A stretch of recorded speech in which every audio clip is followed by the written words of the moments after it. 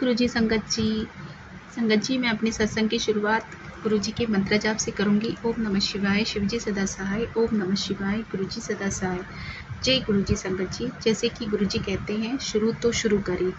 मेरी फैमिली में मुझे किसी चीज़ की कमी नहीं थी। पापा प्राइवेट कंपनी में काम करते थे। रहने के लिए कंपनी क्वार्टर्स, 24/7 बिजली, पानी, पढ़ने के लिए कंपनी की तरफ से school, hospitals and all that facility जो एक इंसान को चाहिए होती हैं। जब मैं छोटी थी तभी से थोड़ा इंट्रोवर्ट थी। ना किसी से ज़्यादा बातें करना, ना किसी से ज़्यादा दोस्ती करना, बस अकेले अपने ही दुनिया में मस्त रहना। हमारे यहाँ संगत जी बहुत सांप हैं। अक्सर बारिशों में जंगली एरियाज़ में दिखते थे मुझे।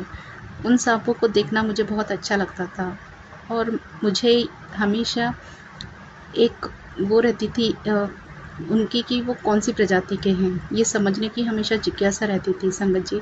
बचपन तो मेरा आराम से कटा। मैंने अपने बचपन में ही घर का राशन लाने से लेकर साग सब्जी लाना और ग्रोसरी लाने की जिम्मेदारी ली हुई थी। शायद वो मेरे लिए लेसन थे या यूँ कहो मुझे ट्रेन किया जा रहा था भविष्य में जो मेरे साथ घटित होना था। वो सब गुरुजी सब जानते थे, वरना आप ही बताएं, जिस बच्चे को दालों के नाम भी पता ना हो वो बच्चा पूरे महीने का राशन बिना भूले लिस्ट बनाकर ला कर देता था।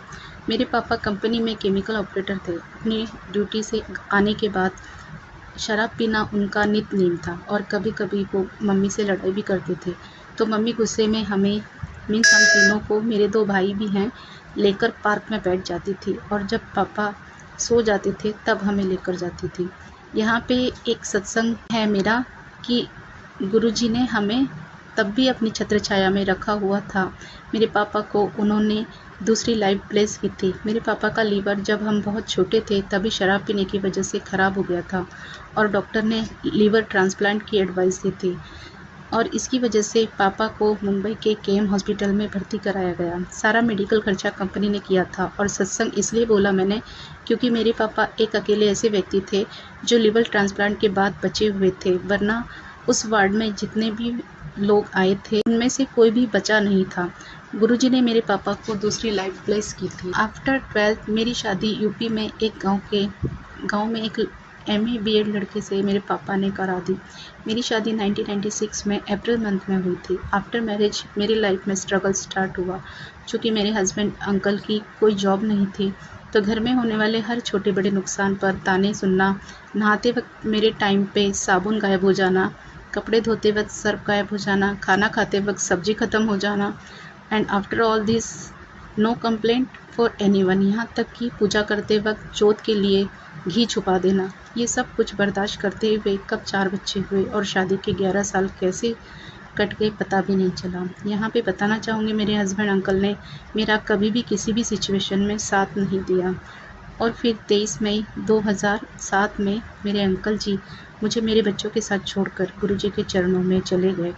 उनका मर्डर हुआ था। इससे मेरी आगे की जर्नी में मेरा स्ट्रगल और बढ़ गया क्योंकि मेरे अंकल जी ने मेरे लिए कोई बैंक बैलेंस या कोई प्रॉपर्टी नहीं छोड़ी थी। यहाँ तक कि मेरा कोई बैंक अकाउंट भी नहीं था। मेरे पास मेरा कहने के लिए मेरे 4 बच्चे थे। मुझे सिर्फ़ और सिर्फ उनके लिए जीना था। मेरा पहला जीवन का लेसन डोंट ट्रस्ट एनीवन, क्योंकि मेरे अंकल जी का मर्डर हुआ था और उन्हें गोली मारने वाला पहला शख्स उनका वही गहरा दोस्त था जिसको लेकर वो बाइक पे चल रहे थे। उसने वो गोली पीछे से पेट में मारी थी। This is my first lesson, don't trust anyone. पर फिर भी मैं इतनी भोली थी, इन सब बातों को मैं समझ नहीं पाई। मेरे अंकल 2001 में ब्लॉक प्रमुख बने थे और 2005 में वो कार्यकाल उनका ख़त्म हो गया था। फिर 2006 में उन्होंने मुझे जिला पंचायत सीट के लिए खड़ा किया एंड हम जीत गए थे। पर सारा कार्य मेरे अंकल जी ही करते थे। मुझे इसके बारे में कुछ भी पता नहीं था और ना ही इतनी समझ थी। इसके बाद मैं 2010 में भी जिला पंचायत सदस्यता के लिए खड़ी हुई और तब भी मैं जीती थी एंड उस वक्त मुझे 10 लाख रुपए भी मिले थे, लेकिन वो पैसे मैंने न लेके मेरे इन-लॉज़ मेरे जेठ जी ने लिए थे और वो उन्होंने अपने पास रखे थे। संगत जी, मैं यहाँ बताना भूल गई हूँ कि मेरे अंकल जी अपनी मम्मी के अकेले बेटे थे और मेरी सासू माँ यानी मम्मी जी अपनी सगी बहन जो कि उनकी ही दौरानी थी उनके साथ रहती थी। तो हम एक जॉइंट फैमिली में थे। जो मेरी चाची सास थी उनके 5 बच्चे यानी 2 बेटे और 3 बेटी थी। पर संगत जी, मैंने उन्हें कभी अपने से अलग नहीं समझा था, पर गुरुजी ने मुझे सबके असली चेहरे दिखाए कि वो मेरे बारे में कितना गलत सोचते हैं। फिर मैं 2023 में मेरी ऑफिस कलीग रितु आंटी की वजह से गुरुजी से जुड़ी। उनके सेल फ़ोन में गुरुजी का वॉलपेपर था और उनको देखकर पहले तो मुझे यह लगा कि मैंने शायद उन्हें पहले भी कहीं देखा है, शायद इनसे मेरा पहले से ही कोई रिश्ता है। फिर धीरे-धीरे मैं जब भी उनके गुरुजी का वॉलपेपर देखती तो मैं हमेशा गुरुजी से बोलती, हाय गुरुजी, कैसे हैं आप? मुझे नहीं पता था मेरा उनसे ये कहना, कैसे हैं आप, उन्हें इतना अच्छा लगेगा कि वो मेरा एडमिशन अपनी संगत में कर लेंगे और मेरी बाँह पकड़ लेंगे। शायद मेरा वही परफेक्ट टाइम था गुरुजी से मिलने का, क्योंकि मेरी बड़ी बेटी की शादी 23 नवंबर 2023 को फिक्स हो गई थी और वो मेरे इन-लॉज़ ने फिक्स करके मुझे बस इन्फॉर्म किया था कि शादी फिक्स हो गई है। उन्होंने मुझसे ना कभी ये पूछा कि तेरे पास क्या है, तेरी कोई इच्छा है, कुछ भी नहीं। मेरी सासू माँ को गुरुजी ने अपने चरणों में 2019 में बुला लिया था और उसके बाद ही मैं दिल्ली में जॉब करने आ पाई थी।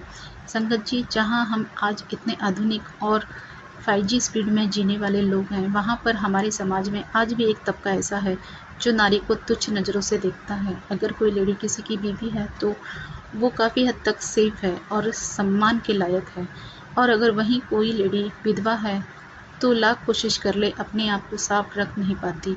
अगर ये पता चल जाए कि वो लेडी विधवा है तो हर किसी की नज़र उसी पे रहती है, फिर उसको देखने का नज़रिया भी लोगों का बदल जाता है। संगत जी, आज भी हमारे समाज में एजुकेशन होने के बावजूद नारी को वो सम्मान और वो रिस्पेक्ट नहीं मिलती है जिसकी वो रियली हकदार है, जो रिस्पेक्ट वो डिज़र्व करती है। अगर किसी आंटी के अंकल जी की मृत्यु हो गई है तो इसमें उसका या उसके बच्चों का क्या कसूर होता है? उन्हें किस बात की सज़ा दी जाती है? क्या हमने उनसे बोला था कि आप हमारी ज़िंदगी से चले जाओ, या हमने ये सब जानबूझ के किया था? अगर किसी व्यक्ति की लाइफ भगवान ने पहले से ही उतनी ही लिखी है, अगर ये पहले से ही तय है कि किसकी मृत्यु किस समय और किस तरीके से होनी है, तो फिर उन बच्चों को और उनकी बीवी का क्या कसूर होता है कि उसे 2 रोटी खिलाते वक्त उस पर इतना एहसान जताया जाता है, उसे हर बात पे ताने दिए जाते हैं, और फिर अलग वो पढ़ी लिखी है और वो काम करके अपनी लाइफ अच्छे से स्पेंड कर सकती है, तो फिर उसे घर में ही क्यों रोका जाता है? या फिर किसी के चले जाने से लाइफ ख़त्म तो नहीं होती ना? उस अकेले व्यक्ति की भी तो लाइफ है, उसे हंसने का, रोने का, खाने का, पीने का, अच्छे कपड़े पहनने का, एक अच्छी लाइफ जीने का वो पूरी तरह हकदार है, तो वो अपने लिए तो लाइफ जी सकता है ना। पर नहीं, समाज के कुछ लोग मौका देखते हैं कि कब कोई मौका मिले और कब इसकी बेइज्जती हो, कब इसका सबके सामने तमाशा बने। फिर मैं यहाँ किसी को भी कुछ बोलना नहीं चाहती, बस ये मेरा एक्सपीरियंस है और इसके लिए मुझे गुरुजी का शुक्राना करना है कि थैंक यू गुरुजी, उन लोगों को मेरी लाइफ में भेजने के लिए। अगर वो लोग ना होते तो शायद मैं आज यहाँ ना होती। गुरुजी से इतनी अरदास है कि गुरुजी उन्हें सद्बुद्धि बख्शें कि वो किसी दूसरे की लड़की की ज़िंदगी नरक से बदतर ना बनाएं, बल्कि उसे अपनी ही बेटी मानकर उसे वो रिस्पेक्ट और उसे वो सम्मान मिले जिसकी वो हकदार है। संगत जी, वैसे तो जब से मैं गुरुजी से जुड़ी हूँ, जब से गुरुजी ने मेरी बाँह पकड़ी है, तब से रोज़ ही सत्संग होते हैं। अब लगता है पूरी लाइफ ही एक सत्संग है, पर सबसे बड़ा सत्संग जो है मेरी लाइफ का, वो है मेरी बेटी की शादी। मेरी उम्मीद से भी कई गुना ज़्यादा अच्छे से मेरी बेटी की शादी गुरुजी की कृपा से हुई। उसके दहेज से लेकर उसके बारात का गाँव में आगमन, फिर मेरी बेटी की ससुराल में स्वागत, सब कुछ एकदम अद्भुत था। मैंने जो कभी सोचा भी नहीं था वो गुरुजी ने कर दिखाया। सब लोग अचंभे में थे कि इसकी शादी इतनी डिवाइन कैसे हो सकती है, क्योंकि यहाँ पे बताना चाहूँगी मेरे गुरुजी ने मुझे सबके चेहरे दिखा दिए थे, वो मेरे बारे में क्या सोचते हैं। ये भी समझ चुकी थी कि वो कहावत है, कहते हैं ना, हाथी के दांत दिखाने के अलग और खाने के अलग, मतलब every and each face wear a mask, दोगली जिंदगी। पर लख लख शुक्राना, अनंतम अनंतम शुक्राना मेरे गुरुजी का, मेरे गुरु पाका, कि उन्होंने शादी के सारे काम अपने ही देख रेख में करवाई और सबके इंजॉय भी की। वो कहते हैं ना, जिसका कोई नहीं उसके तो गुरुजी है ना यारो। इसके बाद संगत जी, ज़िंदगी पूरी सत्संग से भरी हुई है। इस बार मदर्स डे पर गुरुजी की कृपा से मेरा मदर्स डे बहुत अच्छे से मनवाया गुरुजी ने। मुझे मेरे बेटे ने एक ड्रेस दिलवाई और उस दिन मैंने एक नहीं बल्कि दो केक काटे थे। संगत जी शुक्राना शुक्राना गुरुजी, अनंतम अनंतम शुक्राना। संगत जी गुरुजी की समाधि दिवस पर गुरुजी के बड़े मंदिर गई थी। वहाँ पर भी मुझे गुरुजी की कृपा देखने को मिली। गुरुजी का दरबार जिस कलर से सजा हुआ था, मेरी ड्रेस सेम उसी कलर की थी। और जब मैं बड़े मंदिर गई थी तो संगत जी उस दिन भीड़ भी नहीं थी। अनंतम अनंतम शुक्राना गुरुपा, लख लख शुक्राना संगत जी। इसी साल गुरुजी के बर्थडे पे मैंने सोचा था मैं बड़े मंदिर ज़रूर जाऊंगी, पर 7 जुलाई को ही हमारे ऑफिस से हमारी कंपनी ने एक शोरूम रेंट पर लिया है। उसी की पूजा का आयोजन था, तो मुझे उस दिन शोरूम पे पूजा में जाना पड़ा। जब मैं पूजा में गई तो संगत जी वहाँ भी मुझे गुरुजी की प्रेजेंस महसूस हुई, क्योंकि मुझे गुरुजी ने टेलीपैथिकली मैसेज दिया था कि मेरा छोटा स्वरूप अपने ऑफिस में रखी। तो गुरुजी का छोटा स्वरूप मैंने अपने डेस्क पर रखा था। और संगत जी एक अजीब सी बात वहाँ पे हुई। शोरूम पर सेंट्रल एसी थे, तो एक एसी में पानी ऐसे निकल रहा था मानो बारिश हो रही हो, और वो एसी वहाँ पर था गुरुजी, जहाँ पे मेरे बॉस की पूरी फैमिली बैठी हुई थी। संगत जी मुझे ज़रूर बताना, क्या वो अमृत वर्षा थी जो मेरे गुरुपा ने उन पर अपनी कृपा की थी? पर मैं ये बात उस वक्त नहीं समझ पाई थी। संगत जी गुरुजी की महिमा तो गुरुजी ही जाने। गुरुजी ने कब कहाँ किसे ब्लेस करना है ये तो गुरुजी ही जानते हैं। हम गुरुजी की सोच तक तो पहुँच भी नहीं सकते संगत जी, और ना ही उनकी महिमा का गुणगान गा सकते हैं। शुक्राना शुक्राना, अनंतम अनंतम शुक्राना मेरे गुरुपा। और भी बहुत से सत्संग हैं जो मैं शेयर करना चाहूँगी, पर अब मेरा सत्संग बहुत बड़ा हो जाएगा। अब मैं अपनी वाणी को यहीं विराम दूंगी और अपना सत्संग गुरुजी की मंत्र जाप से समाप्त करूंगी। ओम नमः शिवाय, शिवजी सदा सहाय। ओम नमः शिवाय, गुरुजी सदा सहाय। शुक्राना मेरे गुरुपा, अनंतम अनंतम शुक्राना संगत जी। शुक्राना गुरुजी, उन संगत जी का भी शुक्राना जिन्होंने ये मेरा सत्संग अपने प्लेटफॉर्म पर शेयर किया। गुरुजी उन पर, उनकी फैमिली पर सदैव अपनी कृपा बनाए रखें। शुक्राना गुरुजी हमारी बाह पकड़ने का। शुक्राना गुरुजी हमारे अंग संग चलने का। शुक्राना गुरुजी मेरा हाथ पकड़कर मेरा काम करवाने का। हर श्वास का शुक्राना, हर पल का शुक्राना, हर दिन का शुक्राना, हर रात का शुक्राना जिसमें हम बेफिक्र होकर सो पाते हैं। हर बात का शुक्राना गुरुपा। जो दिया उसका भी शुक्राना और जो नहीं दिया उसका भी शुक्राना, क्योंकि आपसे बेहतर हमें ना कोई समझ पाया है और ना ही कोई समझ पाएगा।